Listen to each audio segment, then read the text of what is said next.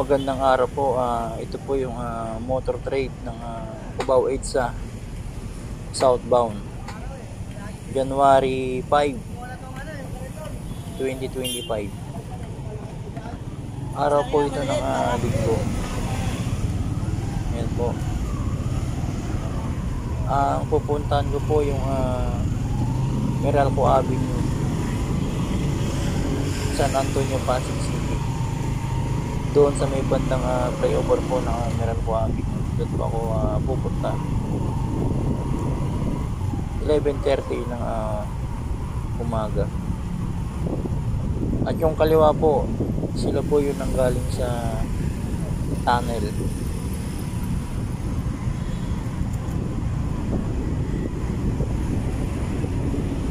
At ito na nga po yung Main Avenue, Cubao. Nandito po yung bus carousel station po. Yan. At yung itaas, yan naman po yung rails ng tren, MRT 3.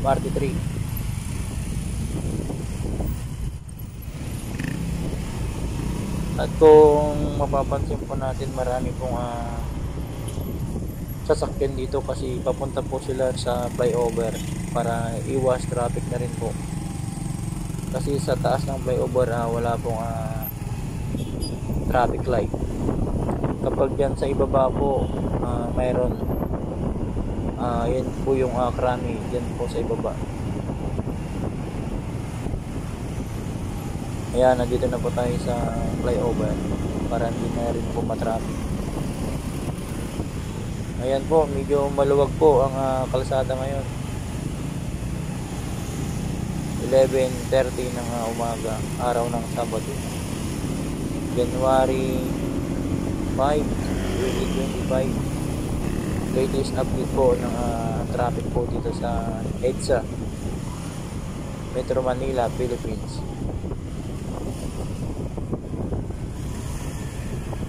Ito po, medyo kakanan pa ako dito para makuhanan po yung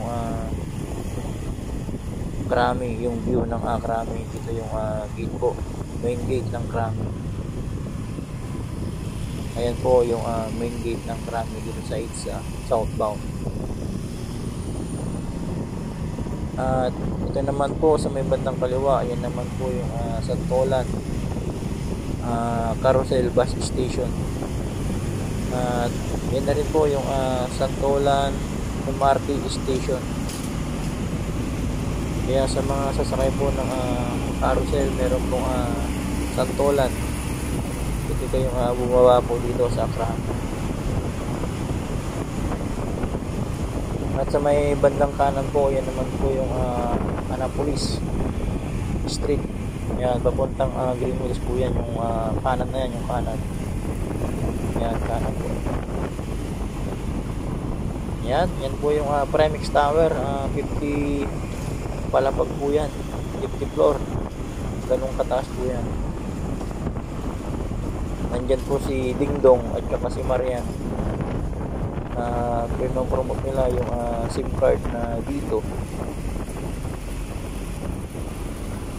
Yan po yung bilihan ng mga sasakyan po dito, yung mga mamahaling mga sasakyan. Yan po si Marian at Dingdong. Maluwag ang EDSA. Yan po yung MRT papuntang Cubao. Ayan, maganda po yung view po dito ng mga building ng Ortigas Center. Maluwag po. Sa mga hindi pa po nakakapag-drive ng motor po dito sa EDSA, bawal po sa bicycle lane at bawal din po sa carousel bus lane. Yan, dahil may nanguhuli po dyan, guys.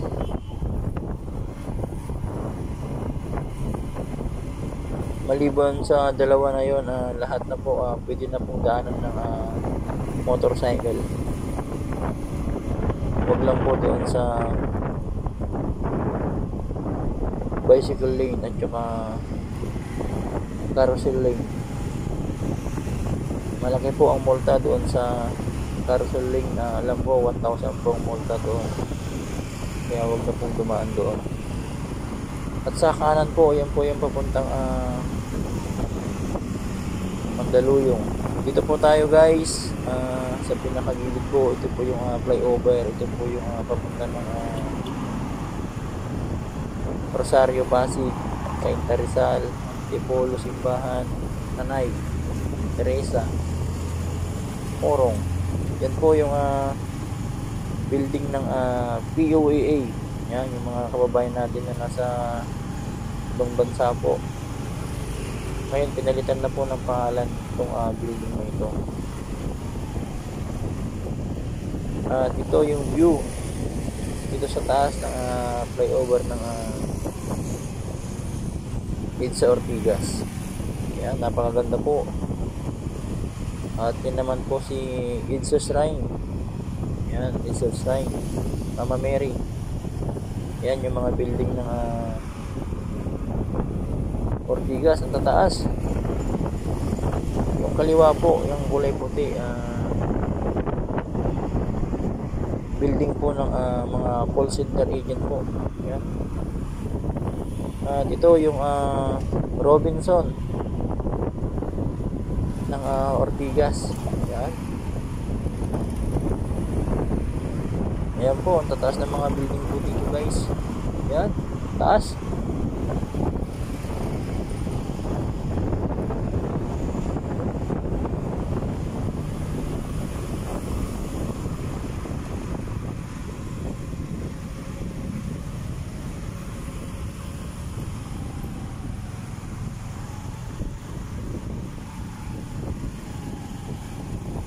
Ayan po, building ng Ortigas Center. Kapag diretso po, bandang kaliwa, yun po yung papuntang Rosario, Pasig, Cainta, Rizal. Pwede rin po papunta doon sa Libis. Dito sa kaliwa, nandiyan po yung opisina ng main office ng Meralco.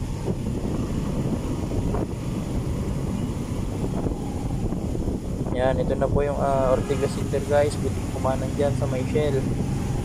Yan, may Shell po dyan. Pwede kayong kumanan dyan. At ito na nga po, pagkaliwa po, papunta po yan ng Rosario, Pasig. At ito na po ang papunta ng Meralco Avenue flyover, San Antonio, Pasig City. Yan po, kumanan po tayo dito.